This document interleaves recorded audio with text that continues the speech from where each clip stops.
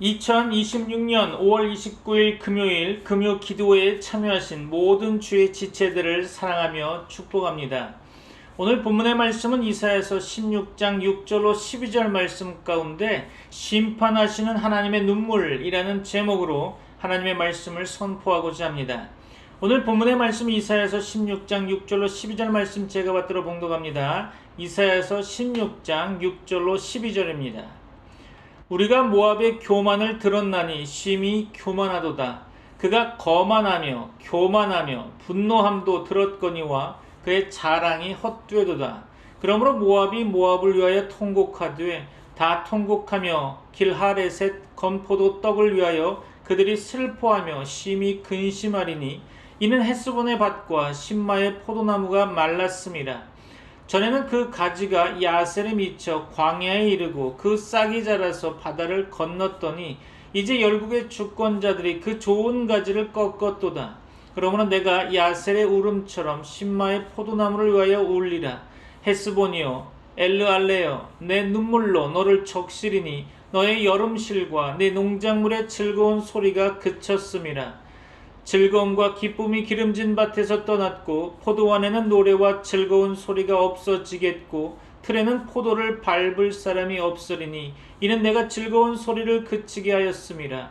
이러므로 내 마음이 모압을 위하여 수금같이 소리를 바라며 내 창자가 기라레셋을 위하여 그러하도다. 모압이 그 산당에서 피곤하도록 봉사하며 자기 성소에 나아가서 기도할지라도 소용없으리로다. 아멘.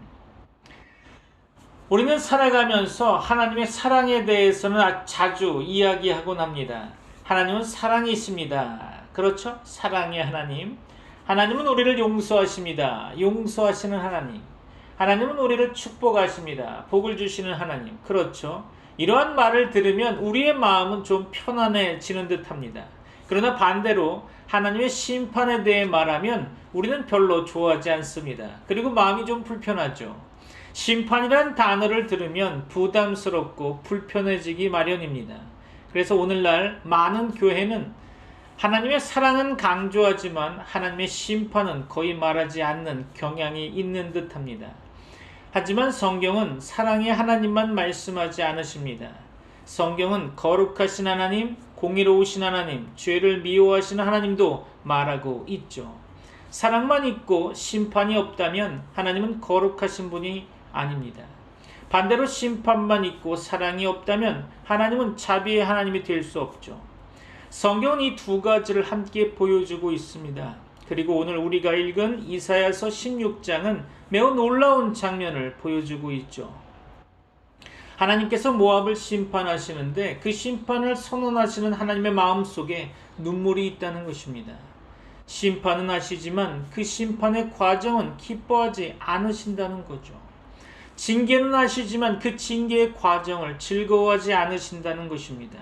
무너지는 죄인을 바라보며 슬퍼하고 계시죠. 이것이 오늘 본문의 핵심으로 보여집니다. 먼저 이사야서의 배경을 잠시 살펴볼까 합니다.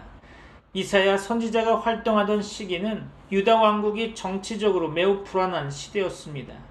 북이스라엘은 우상 숭배로 인해 멸망을 향해 달려가고 있었고요. 남유다 역시 하나님을 떠나 세상 나라들을 의지하며 살아가고 있었던 거죠. 그 주변에는 강대국 아수르가 급속하게 세력을 확장하고 있었습니다. 사람들은 하나님보다 군사력을 더 믿었던 거죠. 사람들은 회개보다 외교 정책을 더 믿었을 겁니다. 사람들은 말씀보다 세상의 힘을 더 의지했을 것입니다.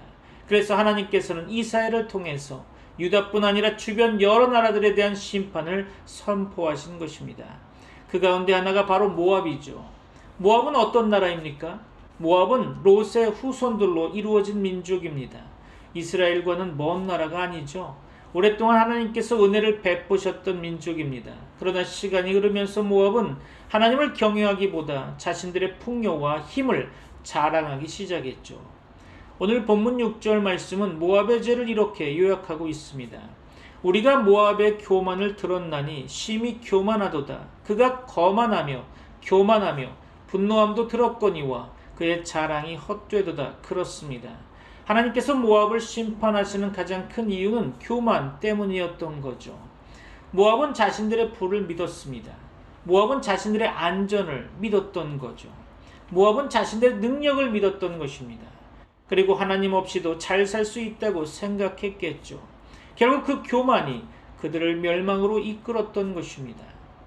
사랑하는 성도 여러분, 이 모습이 과연 모압만의 모습일까요?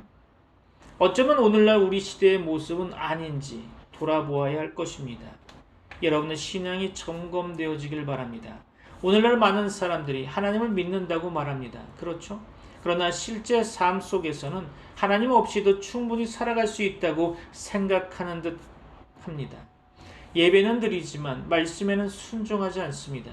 기도는 하지만 세상의 방법을 더 신뢰하고 있죠. 교회는 다니지만 하나님보다 돈과 성공을 더 중요하게 여기고 있습니다. 신앙은 있으나 회개는 없다는 거죠. 은혜는 원하지만 거룩함은 원하지 않고 있다는 것입니다. 축복은 원하지만 순종은 부담스러워하죠. 하나님을 믿는다고 말하지만 실제 삶의 중심에는 하나님이 아니라 자신이 주인이 되어 앉아있는 경우가 너무 많습니다. 이것이 현대 교회의 가장 큰 위기라고 생각됩니다. 특별히 오늘날 성도들에게 나타나는 문제 가운데 하나는 영적인 무감각이라고 생각되는데요. 죄를 죄로 여기지 않고 있죠. 세속화를 당연하게 생각합니다. 신앙의 타협을 지혜라고 부르고 있죠. 기도가 사라져도 괜찮다고 생각하는 것 같습니다. 예배가 형식이 되어도 불편함을 느끼고 있지 못하고 있죠. 하나님의 말씀보다 유튜브와 뉴스 그리고 세상 정보에 더 많은 시간을 할애하고 있습니다. 그런데도 우리는 괜찮다고 생각하죠. 문제는 바로 여기에 있습니다. 하나님의 심판은 갑자기 찾아오는 것이 아닙니다. 하나님의 심판은 하나님을 조금씩 밀어내는 삶의 결과로 찾아오는 거죠. 모압도 하루아침에 망한 것이 아닙니다. 교만이 쌓이는 가운데 회개가 사라지고 하나님을 잊어버리는 시간이 길어졌을 때 심판이 찾아오는 것입니다. 그러면 성경은 우리에게 어떤 해답을 제시하고 있을까요? 성경의 해답은 단순합니다. 회개하라는 거죠. 회개는 하나님께 돌아오는 것입니다. 그리고 교만을 버리는 거죠. 그러니까 결론적으로 말씀드리면 자신의 힘이 아니라 하나님을 의지하라는 것입니다. 오늘 본문 전체는 사실 하나님께서 모압이 돌아오기를 기다리시는 사랑의 외침으로 보여집니다. 심판의 목적은 파괴가 아니죠. 회복인 것입니다. 멸망이 목적이 아니죠. 돌이킴이 목적이라는 것입니다. 하나님께서 심판을 말씀하시는 이유는 죄인을 미워해서가 아니라 죄인이 돌아오기를 원하시기 때문이죠. 마치 자녀를 징계하는 부모의 마음과 같다고 할 수 있겠죠. 진정한 사랑은 잘못을 방치하지 않습니다. 잘못된 길을 가는 자녀를 붙잡아야 하는 것이죠. 때로는 눈물로 꾸짖어야 합니다. 그렇죠? 하나님의 심판도 마찬가지입니다. 심판 속에도 사랑이 있습니다. 징계 속에도 긍휼이 있다는 것입니다. 눈물 속에도 회복의 소망이 있는 것입니다. 오늘 본문은 우리에게 매우 중요한 질문을 하나 던지고 있죠. 하나님께서는 지금 우리의 삶을 보시며 무엇을 말씀하고 계실까? 그렇습니다. 혹시 우리 안에도 모압의 교만이 있지 않겠습니까? 하나님보다 더 의지하는 것이 우리 가운데 있지 않습니까? 신앙이 형식만 남고 하나님과의 관계는 식어버린 것은 아닙니까?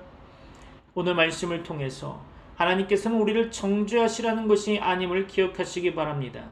오히려 눈물로 부르시는 하나님의 음성을 듣게 되기를 바랍니다. 이제 본문을 통해서 왜 하나님께서 모압을 심판하시면서도 눈물을 흘리셨는지 함께 살펴보고자 합니다. 여러분에게 성령의 충만함으로 말미암아 말씀을 깨닫는 시간이 되기를 바랍니다. 사랑하는 성도 여러분, 오늘 본문을 자세히 살펴보면 하나님께서 모압을 심판하시는 이유와 동시에 그 심판을 바라보시는 하나님의 마음이 함께 나타나 있습니다. 우리는 흔히 심판을 이야기하면 하나님의 분노만 생각하게 되죠. 그러나 본문은 하나님의 분노 뒤에 있는 슬픔과 눈물을 함께 보여주고 있습니다. 본문을 통해 세 가지를 살펴보고자 하는데요. 첫째로 모압의 교만은 하나님의 심판을 불러왔다는 것입니다. 먼저 본문 6절 말씀을 다시 보겠습니다. 우리가 모압의 교만을 들었나니 심히 교만하도다. 그가 거만하며 교만하며 분노함도 들었거니와 그의 자랑이 헛되도다. 그렇습니다. 하나님께서는 모압의 죄를 여러 단어로 반복해서 말씀하고 계십니다. 교만, 거만, 분노, 자랑과 같이 같은 의미를 여러 번 반복하고 있는 것은 그 죄가 얼마나 심각한지를 강조하기 위함일 것 같습니다. 성경은 언제나 교만을 가장 위험한 죄 가운데 하나로 말씀하고 있죠. 왜냐하면 교만은 하나님 없이도 살 수 있다고 생각하는 마음이기 때문입니다. 교만한 사람의 특징을 보면 교만한 사람은 기도하지 않습니다. 교만한 사람은 회개하지 않죠. 교만한 사람은 하나님보다 자기 판단을 더 신뢰합니다. 그렇죠? 모압은 풍요로운 나라였습니다. 비옥한 토지와 풍성한 포도원으로 유명했죠. 경제적으로 안정되어 있었고 주변 나라들보다 비교적 평안했던 것으로 보여집니다. 그러나 그 풍요가 하나님을 찾게 하지 않았던 거죠. 오히려 하나님 없이도 살 수 있다는 착각을 만들었습니다. 그래서 하나님은 모압의 문제를 군사력이 아니라 교만이라고 진단하신 것이죠. 사실 모든 죄의 뿌리에는 교만이 있다고 성경은 지적합니다. 성경 한 구절 볼까요? 잠언 16장 18절입니다. 외우셔도 좋을 말씀이죠. 교만은 패망의 선봉이요 거만한 마음은 넘어짐의 앞잡이니라. 그렇습니다. 사단도 교만 때문에 타락했죠. 아담과 하와도 하나님처럼 되려는 교만 때문에 범죄했던 것입니다. 오늘날도 마찬가지죠. 하나님께서 가장 경계하시는 죄는 우리의 능력 부족이 아닙니다. 실수도 아니죠. 하나님 없이 살아가려는 교만입니다. 둘째로 살펴볼 것은 하나님은 심판하시지만 동시에 슬퍼하신다는 것입니다. 이제 본문의 중심으로 들어가 보고자 합니다. 7절부터 11절까지는 모압이 철저하게 무너지는 장면이 나오고 있죠. 본문 다시 한번 보겠습니다. 이사야서 16장 7절 11절 말씀 이해를 돕기 위해서 세번역 성경으로 보겠습니다. 그러면 모압 백성은 그들이 당하는 고통을 못 이겨서 통곡할 것이다. 길 하레셋에서 늘 먹던 건포도빵을 그리워하며 슬피울 것이다. 헤스본의 밭과 신마의 포도원이 황무지가 되다니 여러 나라의 군주들이 즐겨 마시던 포도주의 산지가 아니던가.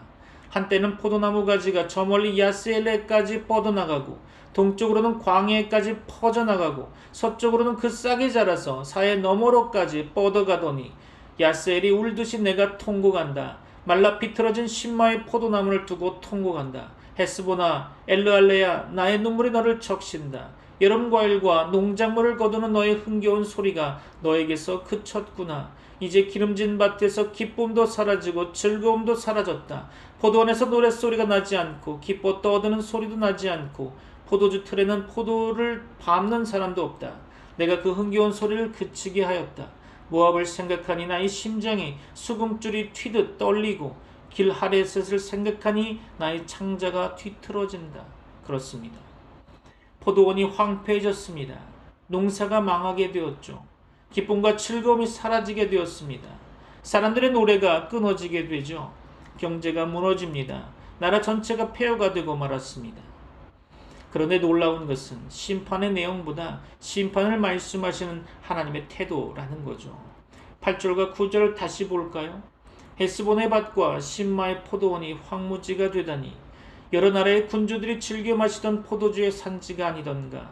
한때는 포도나무 가지가 저 멀리 야세레까지 뻗어나가고 동쪽으로는 광야까지 퍼져나가고 서쪽으로는 그 싹이 자라서 사해 너머로까지 뻗어가더니 야셀이 울듯이 내가 통곡한다. 말라 비틀어진 신마의 포도나무를 두고 통곡한다. 헤스보나 엘르알레야 나의 눈물이 너를 적신다. 여름 과일과 농작물을 거두는 너의 흥겨운 소리가 너에게서 그쳤구나. 그렇습니다. 그리고 11절은 더욱 놀랍습니다. 모압을 생각하니 나의 심장이 수금줄이 튀듯 떨리고 길 하레셋을 생각하니 나의 창자가 뒤틀린다. 그렇습니다. 여기 본문에서 내가 통곡한다, 나의 창자가 뒤틀린다 라고 하는 이 표현은 단순한 비유가 아닐 것입니다. 하나님께서 모압의 멸망을 기뻐하지 않으신다는 뜻인 거죠. 하나님의 마음이 슬픔으로 떨리고 있다는 것입니다. 마치 수금의 줄이 흔들릴 때 애절한 소리가 나는 것처럼 하나님의 마음이 진동하고 있다는 것입니다. 이것이 오늘 설교 제목의 핵심이죠. 심판하시는 하나님의 눈물. 그렇습니다. 하나님은 심판하셔야 했습니다. 공의로운 하나님이시기 때문이죠. 죄를 그냥 지나칠 수 없으시기 때문입니다. 그러나 동시에 하나님은 그들이 멸망하는 것을 기뻐하지 않으십니다. 우리는 종종 하나님을 오해하죠. 하나님은 죄인을 벌 주는 것을 좋아하시는 분이라고 생각하고 있지 않습니까? 그러나 성경은 그렇게 말씀하지 않습니다. 하나님은 심판보다 회개를 원하고 계십니다.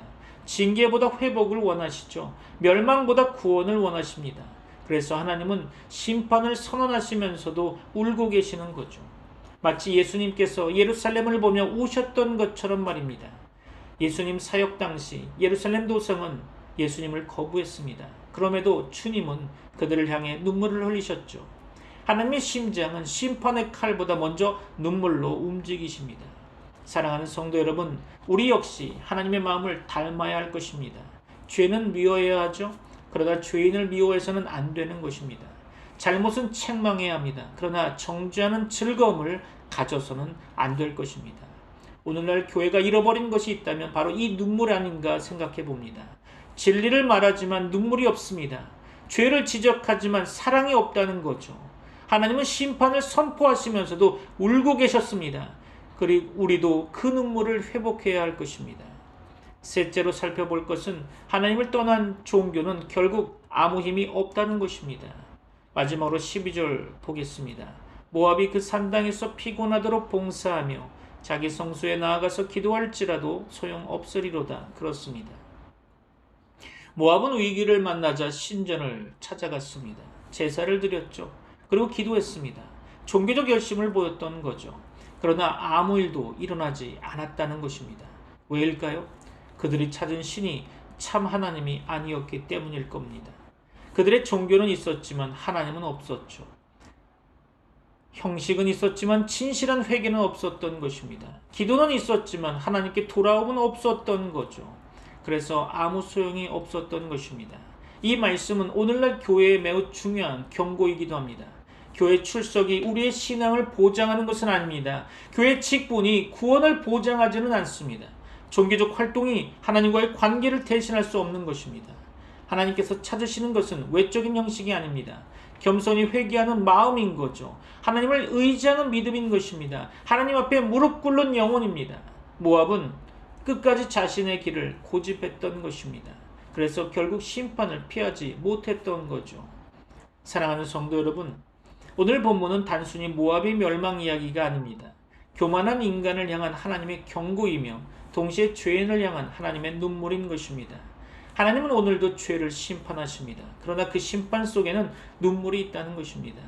그 눈물은 우리를 정죄하기 위한 눈물이 아니라 우리를 돌이키게 하려는 사랑의 눈물인 거죠. 그러므로 우리는 모압의 교만을 버리고 하나님의 눈물 앞에서 겸손히 회개하며 참된 믿음으로 하나님께 돌아가야 할 것입니다. 말씀을 마무리하겠습니다. 결단의 시간이 되기를 바랍니다. 사랑하는 성도 여러분, 오늘 우리는 모압을 향한 하나님의 심판을 살펴보았습니다. 모압은 강한 나라였죠. 풍요로운 나라였습니다. 자랑할 것이 많은 나라였던 거죠. 그러나 하나님은 그들의 부유함을 보지 않으셨습니다. 그들의 군사력을 보지 않으셨죠. 그들의 경제력을 보지 않으셨습니다. 하나님께서는 그들의 마음을 보셨던 것입니다. 그리고 그 마음속에 자리 잡은 교만을 보셨던 거죠. 결국 모압은 무너졌습니다. 그런데 놀라운 것은 하나님께서 그들의 멸망을 바라보며 슬퍼하셨다는 사실입니다. 하나님은 심판하시면서도 우셨습니다. 징계하시면서도 아파하셨습니다. 왜 그러셨을까요? 하나님께서 그들을 사랑하셨기 때문입니다. 오늘 말씀을 마무리하면서 우리 자신에게 질문해야 할 것입니다.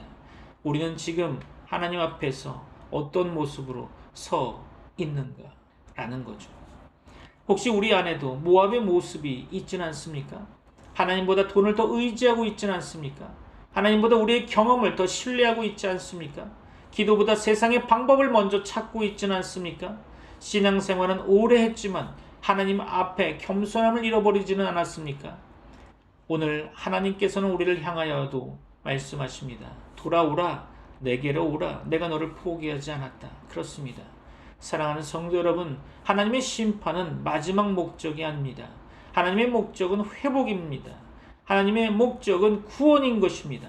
하나님의 목적은 우리의 변화입니다. 그래서 오늘 우리는 결단이 필요합니다. 첫째로, 교만을 버리고 겸손히 하나님 앞에 서기를 결단해야 할 것입니다. 모압은 교만 때문에 무너졌습니다. 그렇죠? 성경은 말씀하고 있습니다. 하나님은 교만한 자를 대적하시되 겸손한 자에게 은혜를 주신다. 그렇습니다. 우리의 직분이 우리를 살리는 것이 아닙니다. 우리의 재산이 우리를 지키는 것이 아닙니다. 우리의 경험이 우리를 구원하는 것이 아닙니다. 오직 하나님의 은혜가 우리를 살리는 것입니다. 그러므로 하나님 앞에서 낮아지시기 바랍니다. 하나님 없이 살 수 없는 존재임을 인정하시기 바랍니다. 매일 무릎 꿇는 성도가 되시길 주 예수 그리스도의 이름으로 축원합니다. 둘째로 하나님의 눈물을 기억하며 회개의 삶을 살기를 결단해야 할 것입니다. 오늘 본문 말씀 가운데 하나님은 모압 때문에 우셨습니다. 생각해 보십시오. 죄인이 울기 전에 하나님께서 먼저 오셨던 것입니다. 인간이 하나님을 찾기 전에 하나님께서 먼저 안타까워하셨습니다. 이것이 하나님의 사랑인 거죠. 혹시 하나님께서 오늘 우리를 보시며 눈물 흘리고 계시지는 않겠습니까? 예배는 드리지만 마음은 세상을 향하고 있을 때, 기도는 하지만 순종하지 않을 때, 말씀은 듣지만 변화되지 않을 때 하나님은 안타까운 마음으로 우리를 바라보실 것입니다. 오늘 하나님의 눈물이 우리의 눈물이 되기를 바랍니다. 죄를 가볍게 여기지 마십시오. 회개를 미루지 마십시오. 하나님께 돌아오는 일을 내일로 미루지 마십시오. 오늘 돌아오시기 바랍니다. 지금 돌아오시기 바랍니다. 셋째로 살펴볼 것은 남은 인생을 하나님만 의지하며 살아가기를 결단해야 할 것입니다. 세 번째 결단, 남은 인생을 하나님만 의지하며 살아가기를 결단해야 할 것입니다. 모압은 마지막까지 산당을 찾았습니다. 자기 신들을 붙들었던 거죠. 그러나 아무 소용이 없었습니다. 결국 사람의 힘은 무너지게 되어 있습니다. 재물도 무너집니다. 건강도 무너지게 되겠죠. 세상의 모든 것은 지나갑니다. 그러나 하나님만은 영원하십니다. 믿습니까? 그러므로 남은 생애 동안 더욱 하나님을 붙드시기 바랍니다. 기도를 붙드십시오. 말씀을 붙드셔야 합니다. 예배를 붙드십시오. 주님을 붙들어야 합니다. 주님을 붙든 사람은 결코 부끄러움을 당하지 않을 것입니다. 사랑하는 성도 여러분, 오늘 설교 제목은 심판하시는 하나님의 눈물입니다. 하나님은 오늘도 죄를 미워하십니다. 그러나 죄인을 사랑하시죠. 하나님은 오늘도 심판을 경고하십니다. 그러나 그보다 먼저 회개를 기다리고 계십니다. 하나님은 오늘도 눈물로 우리를 부르고 계십니다. 그 부르심 앞에서 우리의 마음을 열어야 할 것입니다. 모압처럼 끝까지 교만을 붙드는 사람이 아니라 하나님의 눈물 앞에 무릎 꿇는 사람이 되어야 할 것입니다. 오늘 이 시간 하나님의 눈물이 우리의 마음을 녹이고 하나님의 사랑이 우리의 영혼을 깨우며 하나님의 은혜가 우리의 삶을 변화시키는 역사가 있기를 주 예수 그리스도의 이름으로 축원합니다. 기도하겠습니다. 지금은 우리 주 예수 그리스도의 은혜와 하나님의 사랑과 성령님의 교통하심이 트리니티 미라클 교회 모든 권속들과 세계 교회 위에 이제부터 영원까지 함께 있을지어다. 아멘.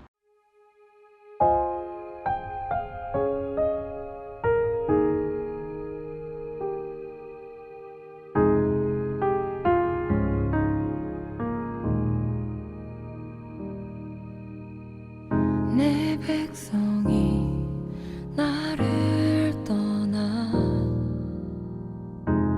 돌아섰지만 내 사랑이 내 백성을 포기 못하니 내 모든 것 내어주고 나 그들